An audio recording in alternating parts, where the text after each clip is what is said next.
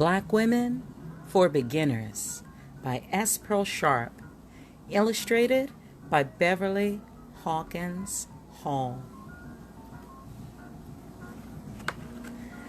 Black Women for Beginners.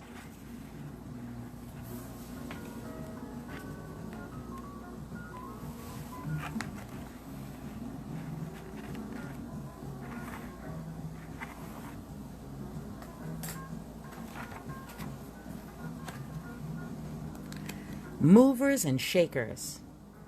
I'll tell you why I did all these things. It's very simple. I did all these things because they needed to be done. Marie Grace Augustin, Planter.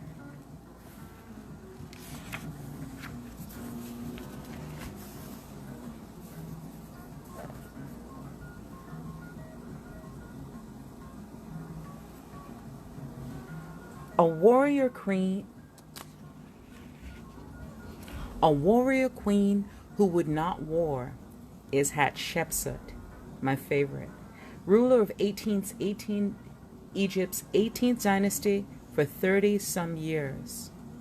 Her strengths were rebuilding, massive trade expeditions, and aggressive leadership. She took the throne from its male heir and declared herself pharaoh, even dressing as male. This is an image of Hatshepsut, Egypt's 18th dynasty, 1505 to 1485 BC, considered the greatest female leader of all time. We dub her the patron ancestor of the movers and shakers. Her monument inscription is, "I have restored that which is in ruins. I have raised up that which was unfinished." Over the last 300 years, the movers and shakers have punched a heavy time clock, doing double time, overtime, and jail time. Education, women's rights, welfare, labor, abolition, suffrage, civil rights, temperance. Why movements? The problem: racism and sexism, which means one movement can't be separated from another. The price: body and spirit. The prize: self-determination and a protected freedom.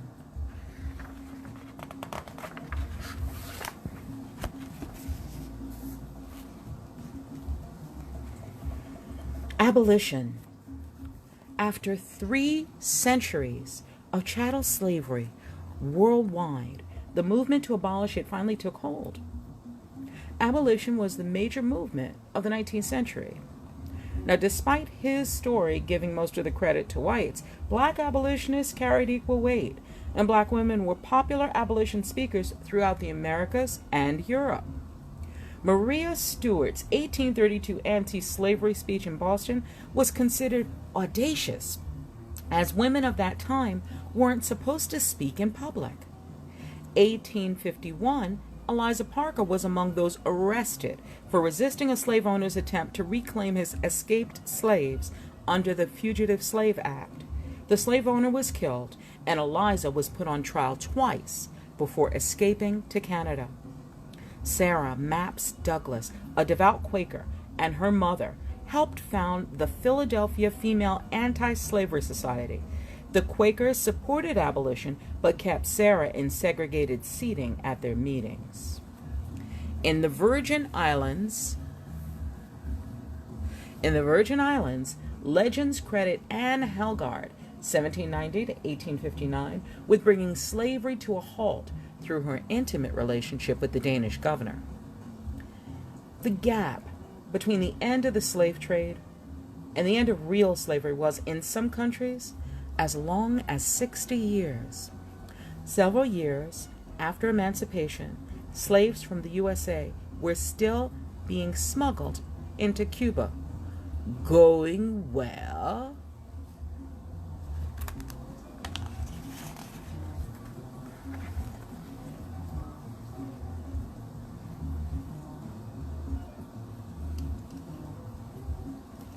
Education. Africans built the world's first libraries and universities. A race now rejected for their sable skin and frizzled hair, founded those civil and religious systems, arts and scientists will still govern the universe. That was from Count Constantine de Volney, Voyage en Egypte et Syrie, 1787, and Ruins, Revolution of Empires, France. Blacks knew that education was something worth having because their oppressors tried to keep it from them. Starting now, it's against the law for y'all to vote, read, go to school, be unemployed, or get too friendly with white folks. Even whites were jailed for the crime of teaching slaves. Constance Baker Motley was part of the NAACP's legal team that won the landmark 1954 U.S. Supreme Court decision allowing racially segregated schools. She was the first Black American woman to become a federal judge. We shall not be moved. 11,000 U.S. government troops were sent to protect 9 Black children who integrated a white school in 1957. We shall overcome. And in South Africa, we learn by losing children and dying terrible deaths how to hold a gun and a grenade. We know now how to make fire. Repeat after me. We will be good servants. We will be good servants.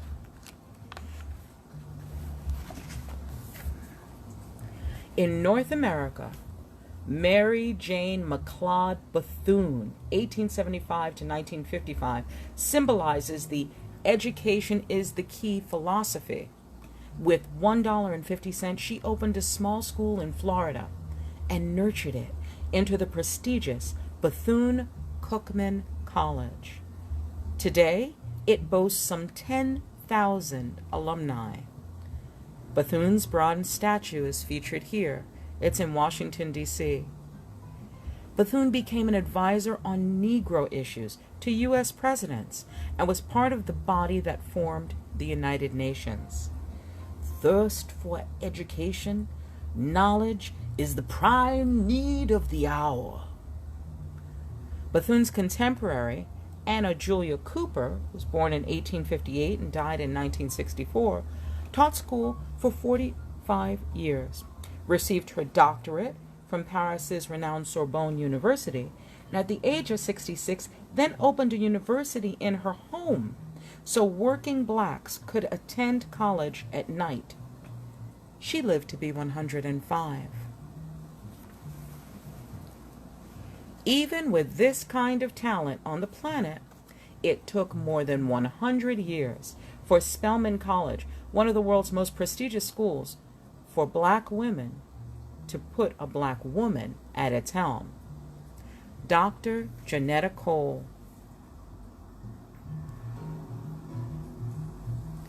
anthropologist, author, and educator, in 1987 became president of Spelman College. Movers and shakers face educational systems that ignore the black woman's survival needs. Wives of former Portuguese officials infiltrated our organization and became responsibles. Our women were learning how to cook desserts with eggs when they had no eggs at home, or to crochet doilies for tables when they had no tables.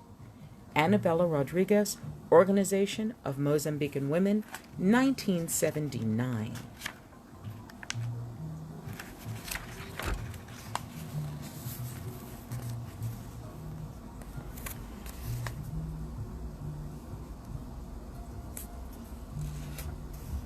And leave the women to create systems that work.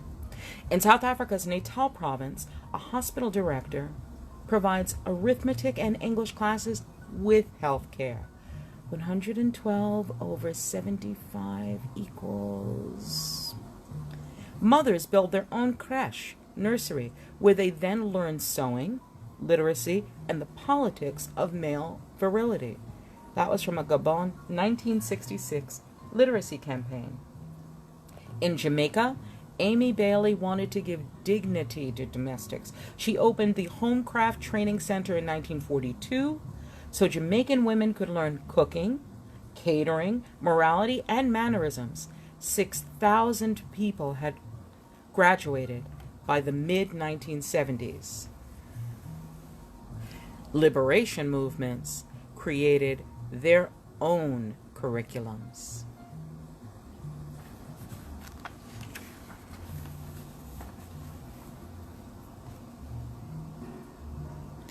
Suffrage and representation. Enfranchise. Verb. To set free from bondage, to admit to citizenship. Suffrage. Noun. The right to vote. Are we suffering yet?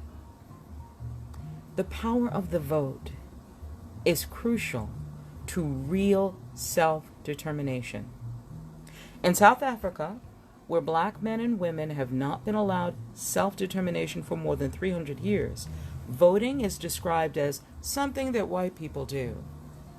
In Mozambique and New Guinea, women didn't win the right to vote until 1975. Women's suffrage was won in the U.S. in 1920 and in Great Britain in 1928, but not for all women. While white women fought to obtain voting rights for the members of their sex, black women fought to obtain the vote for their people and hoped that as women they would be included. When they were excluded, black women continued the battle to win suffrage for women, certain that they would be included. We prefer Bridget and Dinah at the ballot box to Patrick and Sambo. That was a quote from Elizabeth Cady Stanton.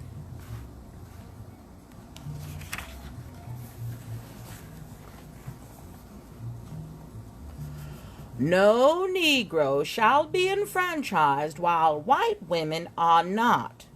Uh-oh. The Alpha Suffrage Club, the first group of black women suffragists in the United States, was organized in Chicago by journalist Ida B. Wells Barnett in 1913. 40 years later, many blacks were still denied the vote through so-called literacy tests, real estate requirements, job loss, and outright physical terror. The government giveth and the government taketh away.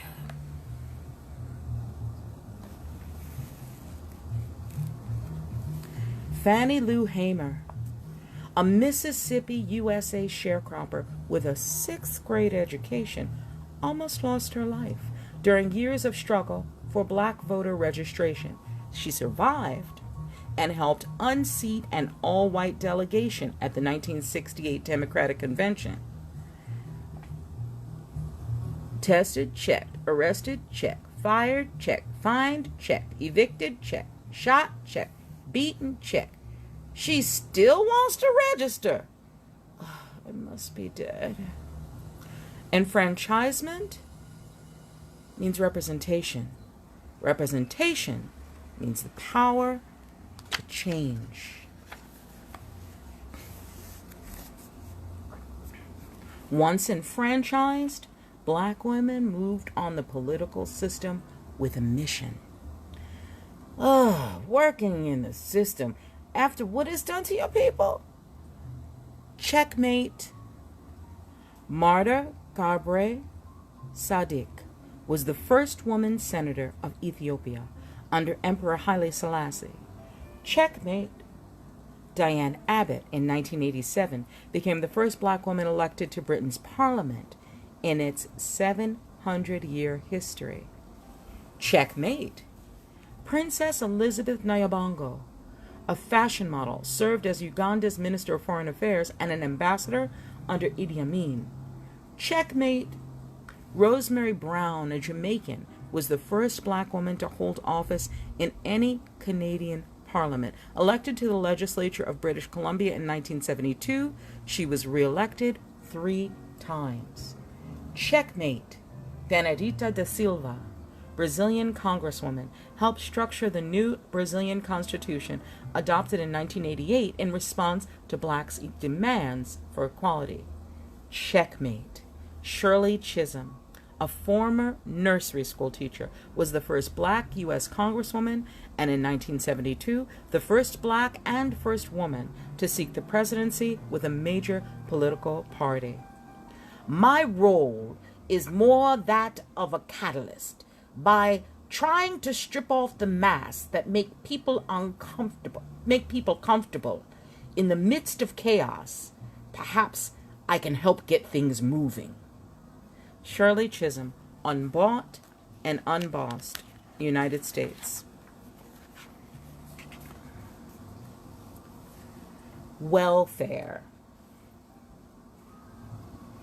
Welfare in the original sense means to fare well in one's health, prosperity, and state of mind.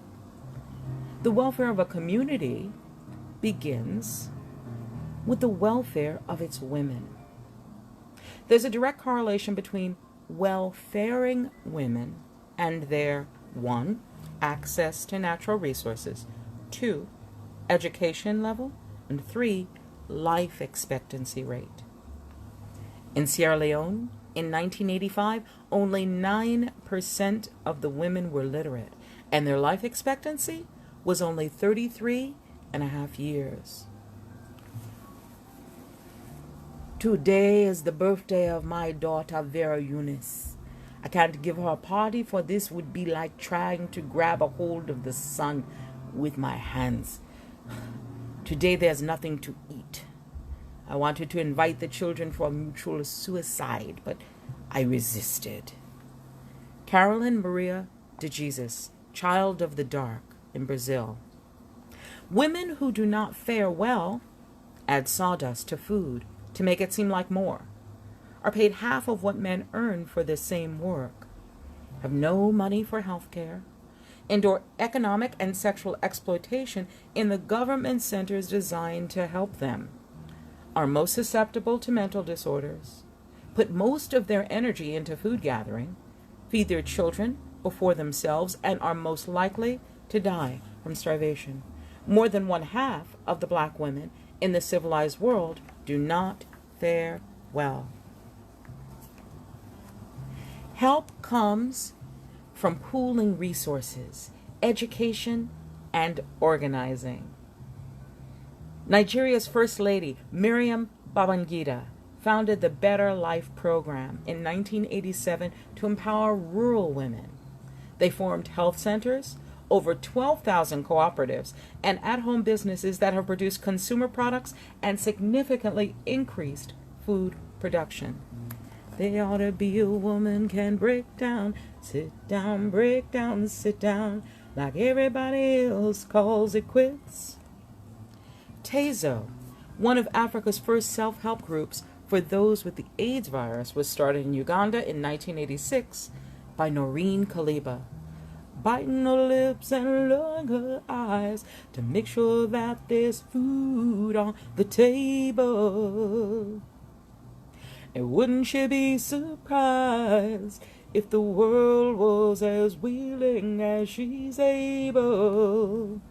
Jane Edna Hunter started the Working Girls Home Association in Ohio in 1911 to provide respectable housing for single black women entering the labor force.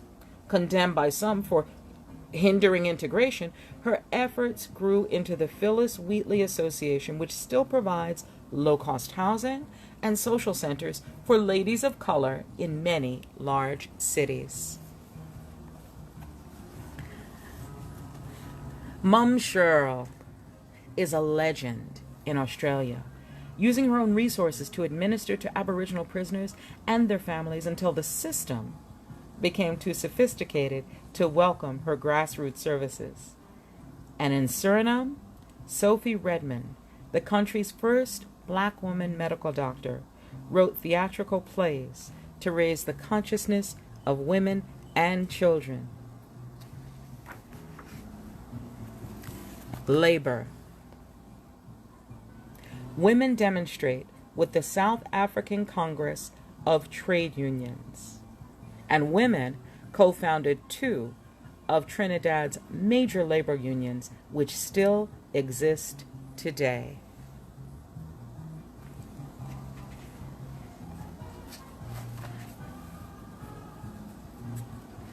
Civil rights.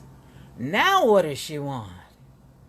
The civil rights struggle is an old one that keeps repeating. Mary Ellen Mammy Pleasant successfully sued the city of San Francisco in the 1860s for forcibly removing her from a streetcar, thus ending the ban against black riders. In 1877, Ida B. Wells sued the state of Tennessee for segregated train seating, but lost. In 1955, Rosa Parks' refusal to give up her bus seat to a white person in Alabama sparked a movement. And repeating, Lillian Ngoye was charged with high treason for leading her South African sisters in one of the country's biggest protests against women carrying passbooks. Most of her 18 years of her life was spent under house arrest. Albertina Sisulu, co-leader of South Africa's aggressive United Democratic Front and mother of 7, has spent nearly 20 years confined to her house under government banning orders. And repeating, in 1938, Elma Francoise, a laundress and labor leader in Trinidad Tobago, was tried for uttering words having seditious intention. She handled her own defense and was acquitted in 3 days. Ida B. Wells' book, documenting lynchings in the U.S. over a 30-year period after emancipation, the Black Women's Club movement grew out of her anti-lynching crusade. A century later, in 1981, Beulah May Donald's 19-year-old son was lynched in Alabama. Donald tracked down the killers herself and won a financial judgment against them.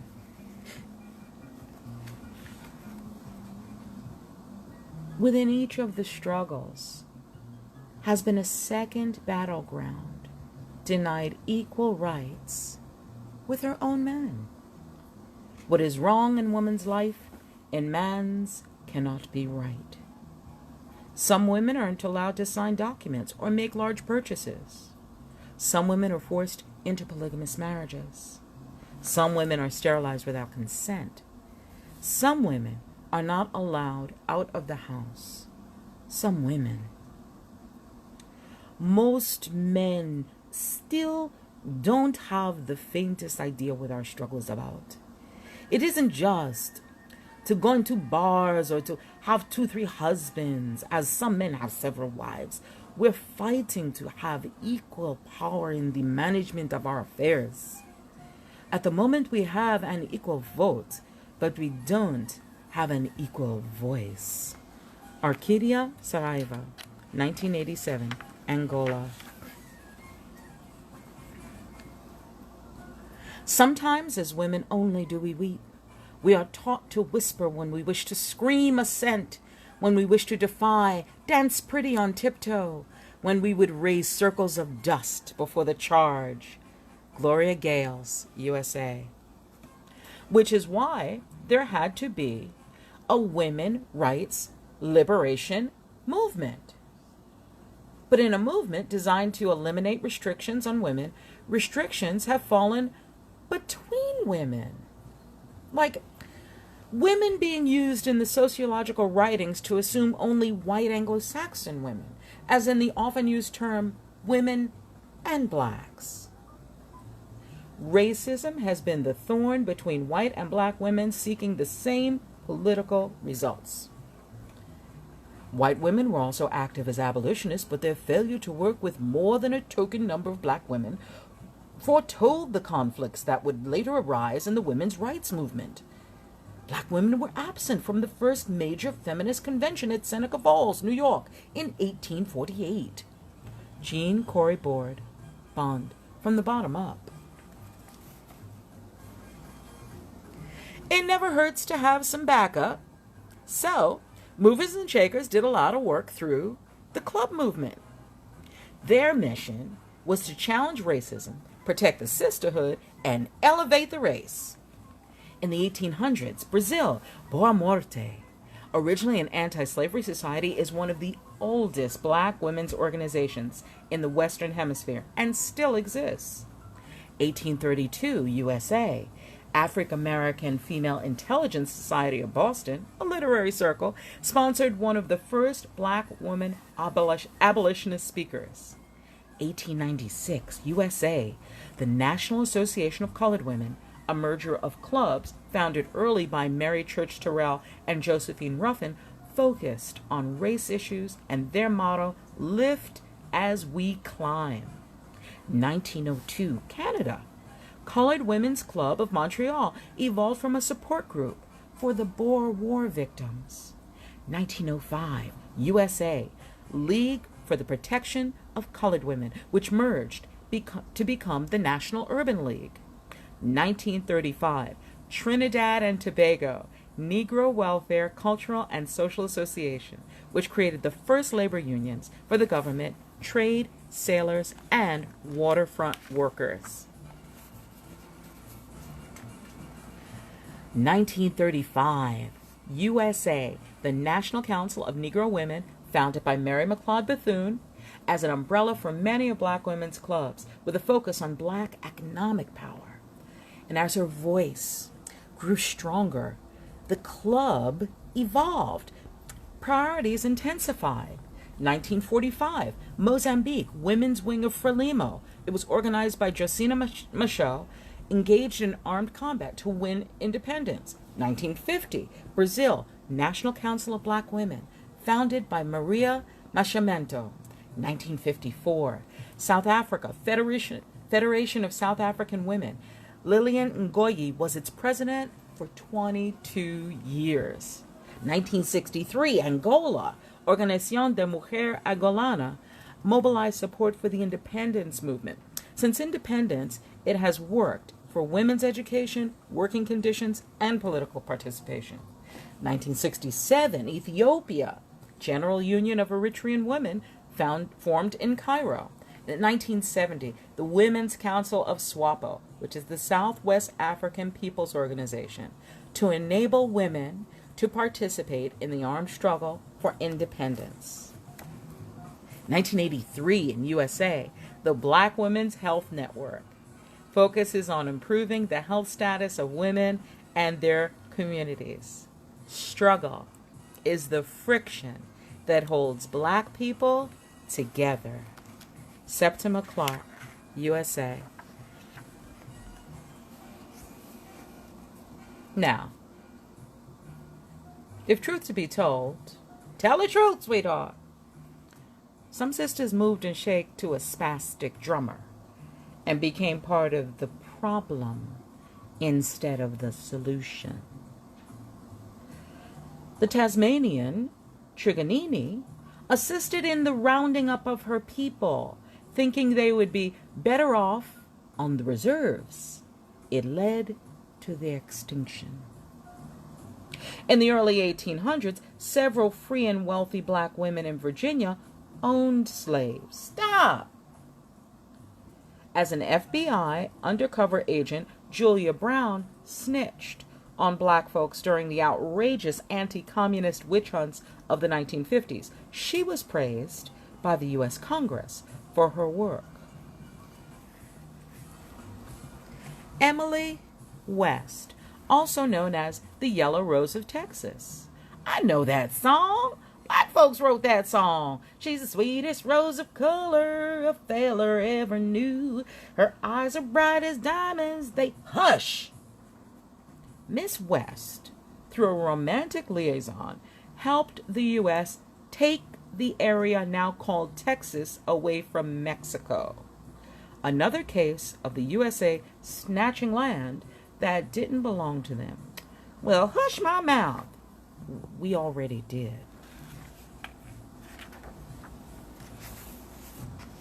Now, the original Make It Happen, Get It Done divas are, of course, mothers. They do not come by this skill naturally. They get it by going to the Black Mother's School, a requirement. You learn there the race chair. You can do anything that any other kind can do. The economic policy. The Lord helps those who help themselves. The law of gravity. Girl, keep your head up and your skirt down. The ISIS creed. I brought you into this world and I will take you out of it. Generations of black mothers did double duty, mothering their own race and another at the same time. The movers and shakers are neither larger than life nor other than us. They were and are everyday women who became special by responding to their people's needs. What about full moons and sojourner, slow music and Harriet? What about those nights in the heat when they didn't have to run or hide or pray? No speech or plea to convince anyone of their power. Those nights when they laid there naked, alone or with another, clean sheets, one small candle, flowers in a glass, and the slow, easy rise of their stomachs, the slow, easy spread of their breast. Sophia Henderson Holmes, USA. And that is the end of our chapter, Movers and Shakers. I hope you enjoyed this wonderful presentation written by S. Pearl Sharp. And I hope you'll come back to visit us next week and spend some time where we will be talking about those black women who are taking care of business. Con girl, working for the devil. Con girl, taking dictation like a bumblebee. Yeah, you make your music on a typewriter. Yeah, you make carbon copies sing. You make work seem like a boogaloo now. Con girl. See you next week, where I'll be reading Black Women for Beginners. Have a fabulous weekend.